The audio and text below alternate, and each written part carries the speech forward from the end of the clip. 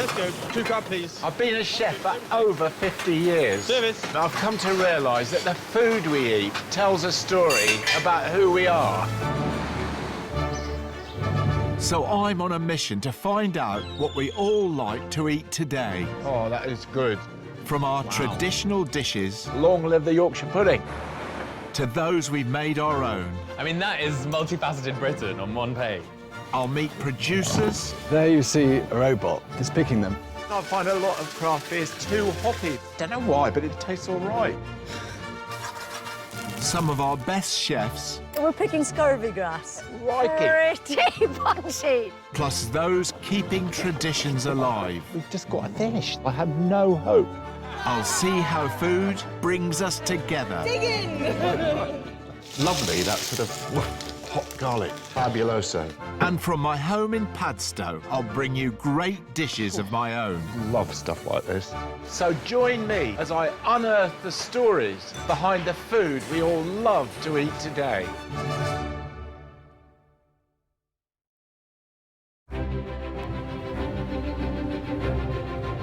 Today I'm in Suffolk, a part of the UK known as its breadbasket. This county has the perfect soils and levels of sunshine for growing wheat and other grains. It also boasts some of my favourite bits of English coastline. I was just thinking, Suffolk is 2 counties to me. Seaward, you've got some of the country's most attractive coastal towns teeming with visitors at the weekend, with hidden gem restaurants and seafood shacks. And behind me, you've got the classic rolling English countryside, Constable country, growing a huge amount of the nation's cereals, but everything under these immense, famed open skies. Suffolk is our easternmost county. Its North Sea coastline is dotted with some of our most famous towns, such as Lowestoft, Felixstowe, and Southwold with its elegant lighthouse. The county forms part of East Anglia, which grows enough wheat a year to make an amazing 5.5 billion loaves of bread. And bread is an intriguing food story, I think, which shows how our attitudes to what we eat are changing. Because there's been a surge in interest in healthier, more naturally made bread. And today, 1 in 5 of us like to bake our own. During lockdown, I became fascinated with making sourdough. And I found making sourdough was a sort of like a sine wave, a mixture of elation and gloom. The elation when it went well, and gloom when your sourdough would end up a bit like a pancake. So I'm really looking forward to where I'm going now, because I feel I'm going to learn how to make sourdough really properly. Acre Farm in East Suffolk is home to a micro bakery where husband and wife, Alexander and Emily, have taken bread making back to its very basics. Good morning. Morning, Rick. How's it going? Alex, nice That's to right, meet yeah. you. Emily. Hi, nice to Great. meet you. They bake about 150 loaves of sourdough twice a week in this traditional oven, which is fueled by wood from the farm. When did you fire this up then? 4 o'clock yesterday afternoon. Small fire to begin with, otherwise it will completely crack the whole thing. And then we refire it about 1 o'clock in the morning, get it up to about 450 degrees, and then just let it drop down over the rest of the night. Why go to all this bother with wood? Why not just have an electric oven or a gas oven? Well, firstly, they wanted 20 grand to get the electricity supply from the road to here. Good enough reason. And then we've got a ready supply of wood on the estate. We planted 2,500 trees, so it's part of our wider plan to be planting more trees as we use the wood in the fire. When the oven's at the perfect temperature for baking, Alexander and Emily need to work quickly. They have a batch of loaves ready, which they started making yesterday. Got school smash. To watch out for the pebbles. It's an impressively synchronised operation. I mean, there's nothing like freshly baked sourdough bread in this world, I think. So it was really nice watching you. Perfect teamwork, eh? I mean, you've obviously done this a lot. Yeah, it's the only time we get to dance, really. What is the recipe? Flour, water, and salt. That's it. Also, thyme is probably the last ingredient. It takes quite a bit of Alexander's time, especially through the night. Time and love, then. With today's loaves baking, Alexander is straight back to work, prepping more dough for tomorrow. The process begins with the starter. In the jar is a homemade fermented culture used in place of commercial yeast. To create a starter, all you need is flour and water, and keep on feeding it with about 50 grams of water, 50 grams of flour each day, and pouring it away for about 7 days. And by the end of that 7 days, you've got an active, bubbly starter. So this is what sourdough bakers take on holiday with them, because if they leave it behind, it might die. Yeah, well, it's got very strict feeding schedules, like a baby. Mine's called Barry. Baby Barry. Baby Barry. Yeah. He combines Barry with a precise mix of 2 types of flour. So this is 40% wholemeal Yeah. flour to 60% white flour, and that's because our customers aren't quite ready for the full whole grain experience, and it still smells really good. You get better structure with white flour, do you? You do. I mean, there's more gluten present in it. The flour and starter are kneaded together by a dough mixer. A slow fermentation improves the flavour and fluffiness of the bread, so it's left in a fridge overnight. When you come to take it out, you know, it needs about 20 minutes out of the fridge to kind of wake it back up again. Okay. And after that, it's ready to go. The proved dough is then worked and portioned according to the conditions of the day. With bread making, it can be completely different when it's humid, when it's hot, when it's too cold. You got to feel the dough and like work with it. It's never the same 2 days in a row. It's a very tactile way of working. Well, just watching you making those up, I just think there's so much sort of therapy in doing something well like you're doing for people generally, really.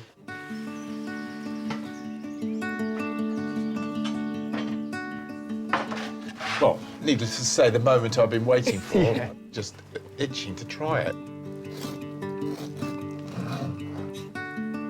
Just a bit of butter, marmalade. I'm really looking forward to this. Well, it's wonderful. Very open texture. The other thing about it, apart from the wonderful wheaty flavour, is the crust is so nice and crisp and the centre is so soft. Almost brioche, isn't it? Yeah. Your customers must be so happy with what they're getting. It's a labour of love, but people appreciate what we're doing, and it's going to help us all to eat more healthily and feel better, and the only thing that can be a good thing. Well, I mean, it's so heartening that you're doing something so special using everything local. And I just think it's the future, I really do.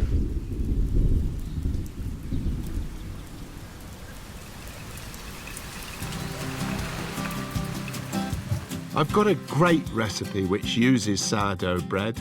It's actually for an Italian alpine soup called zuppa d'osta, but it's perfect for a cold, wet day here in the UK. So, first of all, chop some cabbage. A good, strong flavoured Savoy cabbage. Big, thickish strips. For more flavour, I like to simmer the cabbage in both beef and chicken stock for about 5 minutes. For non-meat eaters, use a vegetable stock with a tablespoon of Marmite. As that's bubbling away, prepare your sourdough. So we want about 5 or 6 thick slices. I love these sort of recipes because they're imprecise. Doesn't matter how much bread you put in, within limits. Next, pour in a generous glug of olive oil and fry up a good amount of bat bacon. Portobello mushrooms can be used as a vegetarian substitute. So I'm going to fry this till it's really quite brown. The fat that's coming out of the bacon I'm going to put into the soup, because it's one of those rich, warming winter soups where the more calories you can get into it, the better. So if you come in from a wet walk in Britain and you're feeling gloomy, like, how long is February going on for? This is the sort of soup you might like to cheer you up. Transfer the cooked bacon to a plate. Then throw in your sourdough to soak up the fat. And then would you believe I'm going to add some butter to it as well, just to make it even richer. So that's looking very nice and fried. And now the garlic. Just stir that in. How can I justify this dish in terms of calories? I can't. OK, now I'm just going to put the bacon back in there. And now I'm going to make up the soup. So, a good layer of bacon, garlic and bread in the bottom. And now a layer of cabbage on top of that and some cheese. I like to use Gruyere or Emmental. Both are mild and great for melting. Plenty of it. Keep layering the bread, cabbage and cheese. A little bit of salt, not too much because there's plenty of salt in the cheese. And lots of pepper. It's smelling so good. Now the rest of the stock, and then more cheese. Yes, more cheese. Now, soup is not usually baked, but that's exactly what I'm going to do to make sure all that cheese is beautifully melted. So now we're going to bake it uncovered at 180 degrees for about 30 to 40 minutes.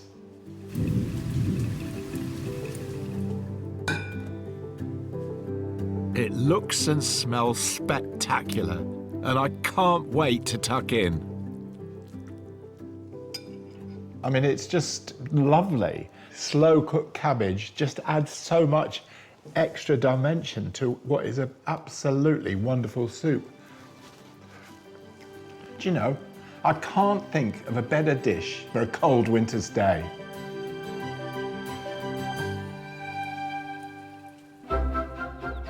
In Suffolk, I've left the wheat fields behind, and I'm following the salty sea air and the squawking seagulls towards Southwold. This town is home to an intriguing community cafe, which I'm keen to visit. But it was also home to someone who had a huge influence on me in my younger years, the writer George Orwell. His novel Down and Out in Paris and London inspired me to take a job aged 19 as a road sweeper in London. And 1984, his cautionary tale about an over-powerful state is one of the most thought-provoking pieces of writing I've ever read.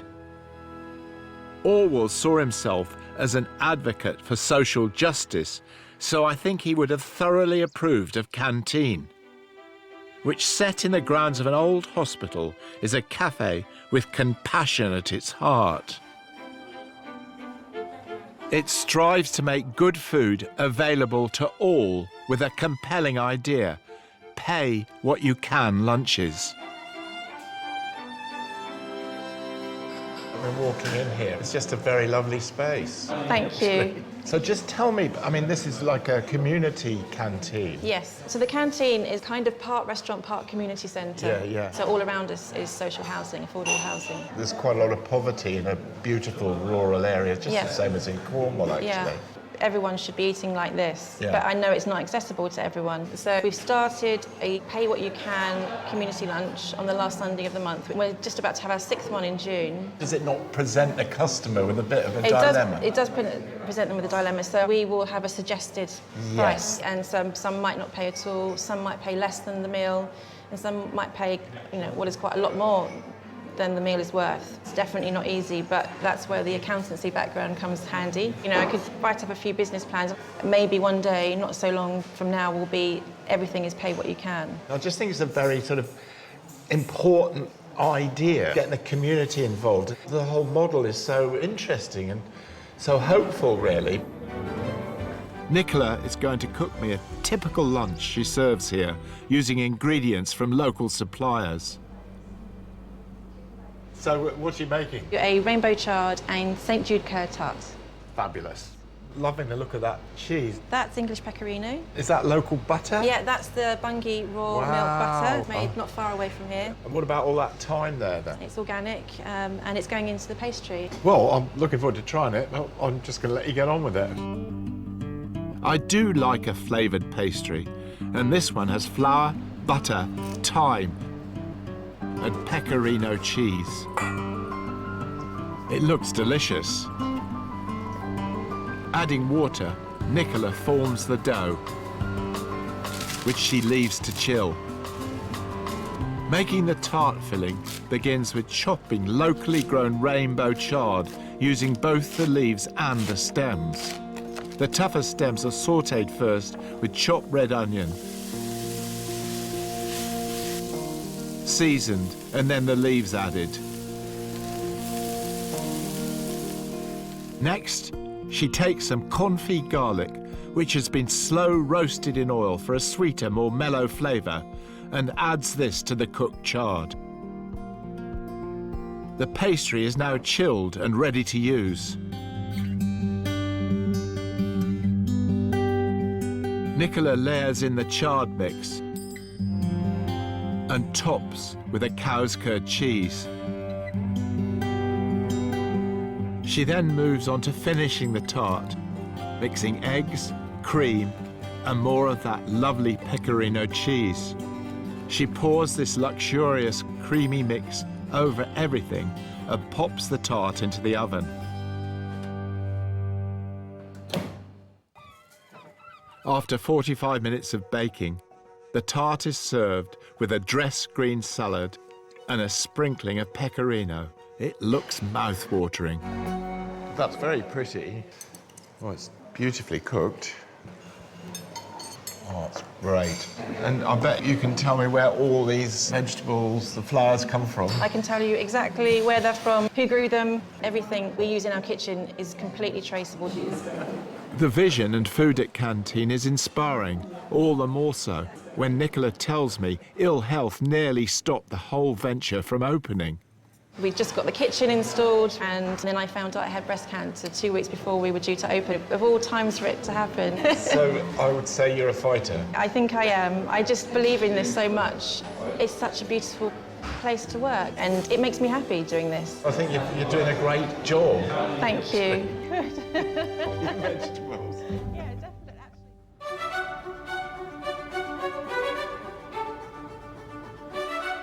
I've travelled 20 miles south down the coast to the town of Aldborough. This whole area was once home to a thriving fishing industry which shaped the lives of the people living here. By the end of the First World War, that industry had fallen into decline. But there are some working to keep those local traditions alive. I've come to meet up with Dean Fryer, who took me out on these waters over 20 years ago. Well, here he is now. I'm pleased to tell you he's still going out 7 days a week.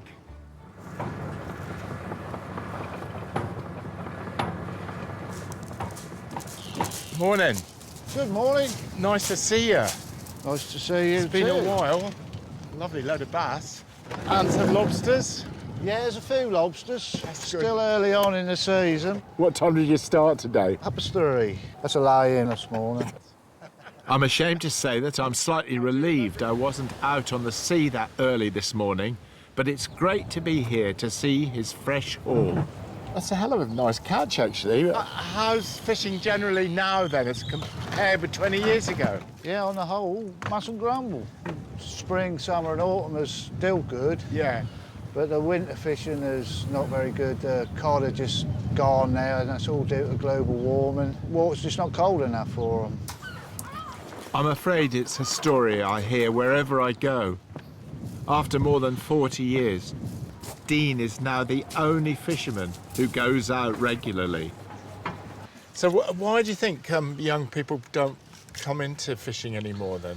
It's not easy anymore. You can't just buy a boat nowadays and Yeah. just go fishing. There's so many certificates, expenses on your licence to fish. They've just made it virtually impossible. Keeping up to date with the necessary regulations is certainly a costly business. But fortunately, Dean is catching enough to make a living. And this morning, there's a particularly brisk trade. We got sole, scope, crab, lobster. 2 rings each, and then we'd like some rock eel. Big one, yeah? Save me one, and I'll come back in about an hour or so. There you go. Thank you very much. job. Oh, And in Aldborough, a thriving hospitality industry is also helping to drive business. the restaurants and the hotels are full virtually all year round now. Sometimes we can't catch enough to keep them all going. You've got some beautiful fish. You've got quite a little queue there now. I would love to be in their shoes. My catch-up with Dean has inspired me to get creative with some fresh sea bass and crab meat. It's taken me a little out of my comfort zone, but that's not a bad thing. Right, I'm going to make some sushi. Obviously, I'm not a sushi chef, but for once in my life, I'm going to say this may not be the best demonstration of sushi cooking, but it will show you that you can do it at home quite easily. I'm making sea bass nigiri and crab meat and avocado maki rolls. Sushi is now part of our food culture here in the UK. Recent stats show sales surging by 90%, with many of us choosing it over a sandwich for lunch. So I'm going to begin with sushi rice. You can get sushi rice in probably any supermarket now, and its great property is that when you cook it, it goes really glutinous. Wash the rice. When cooking, exact amounts are important. My 300 grams of rice needs 390 mils of water. So just bring that up to a boil. And this will soak up entirely during cooking. And then we'll turn it right down and cook it with the lid on for about 10 minutes. Now, onto the sea bass. As it's sushi, this will be served raw. But first I need to skin it. Using a sharp knife, slice the fish in half and remove the skin. I just don't think people should worry about eating raw fish. There's nothing to fear in something like a piece of raw bass. It's just got this fantastic flavour. Slice the fish on a diagonal, cut some avocado, and prepare the crab meat. I'm using Japanese mayonnaise, which I'm really fond of in a dish like this. OK, now I'm just going to season the rice. So first of all, about 4 tablespoons of rice vinegar. Next, a tablespoon of sugar. And then about 3/4 of a teaspoon of salt. Just stir that in. There we go, that's ready to cool down, and then I can start making up my sushi. This was a little tip I picked up from a Japanese maestro. Very hard to handle this glutinous rice unless your hands are oiled, otherwise the rice just sticks to your hands. Don't thump anything down, just use the tips of your fingers. I'm placing it on a bed of dried seaweed called nori, which you can buy in most supermarkets. You just got to work the rice right up to almost the edges. So that's about right. And then make a little levy on the edge. Sorry, we are getting into a little bit of a mess here. Now make a little indent in the rice behind the levy, and then on with the filling. Add the avocado, a touch of wasabi for a bit of a kick, and then the crab mix, being careful not to overfill. Then I press it all together using a bamboo sushi roller. Here we go. Over, over, over, over. And then just push your fingers down a bit, squeeze it a bit, and hey presto! A perfect maki roll. Do you know what? I'm quite pleased with that. It turns out to be delightfully simple. Next up, the nigiri sushi. And for this, I have a perfect little gadget. Put your rice in there, build it up a little bit, and then click it out, like that. You put that on there, and then you move on to the next one. Add a layer of wasabi, a slice of the raw sea bass, brush with soy sauce, and you're good to go.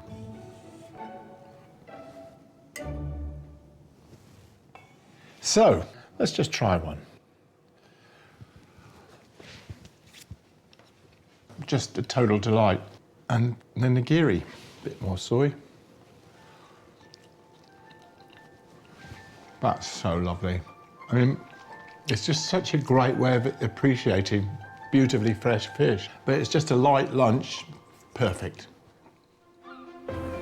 Back on the Suffolk shores, Dean's busy morning has calmed down, and I'm thrilled to hear he's got no plans to retire yet. I know I asked you last time, 20 years ago, but do you still love what you do? I do, yeah. That's a job that you do actually look forward to getting up and doing. Can't say as I'm quite as sprightly as what I was 20 Join years the club. ago. Bit of a job getting the socks on in the morning now, but Well, that was so nice catching up with Dean Fryer again after 20 years. The fact is, he's catching beautiful fish.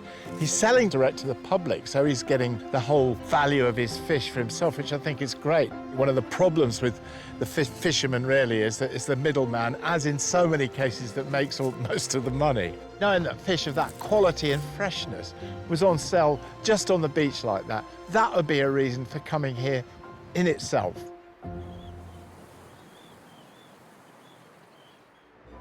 Next time, I'm in London. What dim sum means is touching the heart in Chinese. Make sure everything's chopped and then you can whoosh through the stir fry with great joy. See when he does the bowl? Yeah, yeah. There, That's the mozza. mozza. Two lovely classic breakfast. Two things you should never see being made, laws and sausages.